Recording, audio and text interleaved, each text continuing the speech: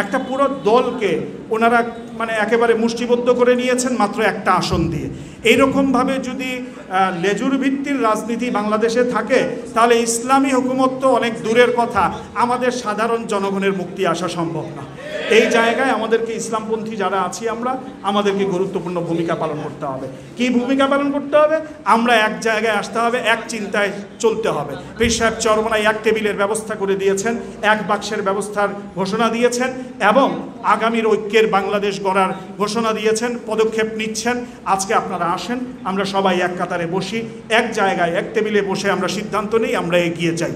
কারণ এই বাংলাদেশকে গড়তে হলে আমাদেরকে উদ্যোগ নিতে হবে। আমরা দুনিয়ার জন্য রাজনীতি করি না, আমরা আখেরাতের কামাই হিসাবে এই রাজনীতি ইবাদত মনে করে এই সংগঠন করি, রাজনীতি করি, রাজপথে কাজ করি, যার জন্য আমাদের দ্বারা জনগণ নির্যাতিত হয় না, আমাদের দ্বারা কোনো রিক্সাওয়ালা, আমাদের দ্বারা কোনো গরিব মানুষ, ক্ষেত খামারে কাজ করেওয়ালা মজুর, দিন মজুর কেউ আমাদের দ্বারা নির্যাতিত হয় না। আবার এই বাংলাদেশের সত্যিকার যে বিষয়টা, এই যে গরিব শ্রেণীর আমার ভাইয়েরা যারা আছে, এরা কিন্তু এই দেশের টাকা বিদেশে পাচার করে না। বিগত 53 বছরে যারাই এসেছেন ক্ষমতায়, বারবার ক্ষমতার পালাবদল হয়েছে, কিন্তু এদের যেই চেহারা, এদের যেই আচরণ, এগুলোর মধ্যে কোনো পরিবর্তন আসে নাই।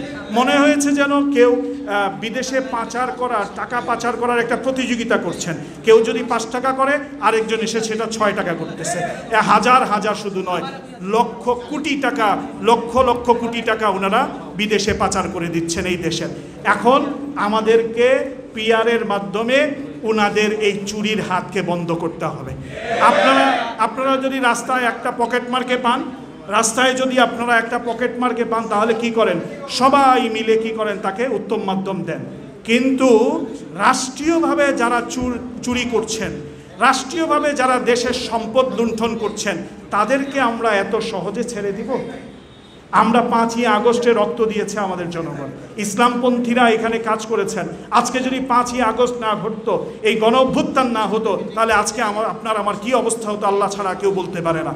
এত রিস্ক নিয়ে, জীবনের মায়া ত্যাগ করে, আমাদের ভাইদেরকে হারিয়ে, আমাদের অঙ্গহানি করে আজকে যেই বাংলাদেশে এসে আমরা পৌঁছেছি, এই বাংলাদেশে এসে কেউ আমাদেরকে মৌলবাদী বলে গালি দিবে, এই বাংলাদেশে এসে কেউ আমাদেরকে মুজুর বলে গালি দিবে, এই বাংলাদেশে এসে দাড়িওয়ালার দাড়ি ধরে কেউ টান দিবে, সেই হাতগুলোকে ভেঙে দিতে হবে। এই হাত আমাদের দেশের দরকার নাই। আমাদের দেশে সুশীল, আমাদের দেশের বুদ্ধিজীবী যেই শ্রেণীর মানুষই আপনি হন না কেন, দেশের পক্ষে যদি আপনি কথা বলতে পারেন, তাহলে আপনি দেশের বাস করার আপনার অধিকার থাকবে। আর দেশের বিপক্ষে যদি আপনার অবস্থান থাকে, এই দেশে বসবাস করা আপনার প্রয়োজন নাই। আমি আমার ইসলামপন্থী ভাইদেরকে বলবো, এই শাহজালাল শাহপরান পুণ্যভূমি সিলেট, এই সিলেটের ওলামা একরামদের ইশারায় আমরা চলি। এই সিলেটের ওলামা একরাম আপনাদের কাছে আরজ থাকবে, এই পিআর পদ্ধতি, যেই পিআর পদ্ধতির মাধ্যমে ইসলাম পন্থাকে আমরা সংসদ পর্যন্ত নিয়ে যেতে পারবো, এই পিআর পদ্ধতির মাধ্যমে ইসলাম পন্থাকে আমরা রাষ্ট্রীয় ক্ষমতায় নিয়ে যাওয়ার সুযোগ এসেছে। এই পিআর পদ্ধতির মাধ্যমে ইসলাম বিরোধী কোনো কর্মকাণ্ড যদি কেউ কখনো করতে চায়, তাদেরকে একেবারে নাকে খত দিয়ে ঘোরানোর মতো ক্ষমতা থাকবে এই পিআর পদ্ধতির মাধ্যমে। এই পিআর পদ্ধতিকে আমাদের গ্রহণ করতে হবে। পিআরের অনেকগুলো পন্থা আছে, অনেকগুলো পদ্ধতি আছে, যেই পদ্ধতি আমরা পরামর্শ করে, আলোচনা করে গ্রহণ করতে পারি, দেশের জন্য ভালো হয়, ইসলামের জন্য ভালো হয়। আসেন আমরা আলোচনা করি, পর্যালোচনা করি, পিআরকে বাস্তবায়ন করি। আমরা দেখেছি আমাদের সমাজেও একজন মোড়ল যদি সে এককভাবে একটু দায়িত্ব পেয়ে যায়, একটু যদি শক্তিশালী হয়ে যায়, তার গোষ্ঠী বড় হয়ে যায়, তাহলে দেখা যায় যে তার উপরে কথা বলার মতো এই সমাজে আর কেউ থাকে না।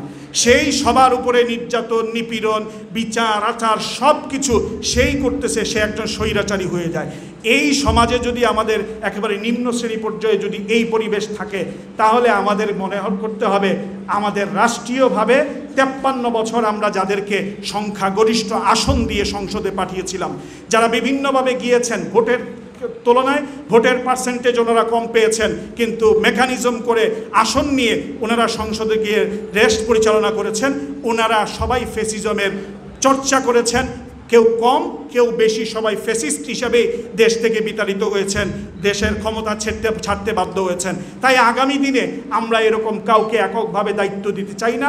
সবাই মিলে সুন্দরভাবে আমাদের এই দেশ, যেই দেশে আমরা জন্মগ্রহণ করেছি, আমরা তো আর ভেসে আসি নাই, এই দেশে আমাদের, এই দেশকে সুন্দর করার, এই দেশের ভবিষ্যৎ প্রজন্মকে সুন্দর একটি দেশ উপহার দিয়ে যাওয়ার দায়িত্ব আমাদের। তাই আসুন সবাই মিলে ঐক্যবদ্ধভাবে, সংঘবদ্ধভাবে আওয়ামী লীগকে যেভাবে আমরা তাড়িয়েছিলাম, 5ই আগস্ট যেভাবে আমরা স্বৈরাচার মুক্ত করেছিলাম, ঠিক তেমনিভাবে আগামীর নেতৃত্ব, আগামীর বাংলাদেশ, ইসলাম পন্থার বাংলাদেশ ঐক্যবদ্ধভাবে আমরা গড়ব, সেই আশা এবং প্রত্যাশা সকলের কাছে ব্যক্ত করে আগামী দিনের সুন্দর সুজলা সফলা বাংলাদেশ গড়ার প্রত্যয় নিয়ে বক্তব্য শেষ করছি।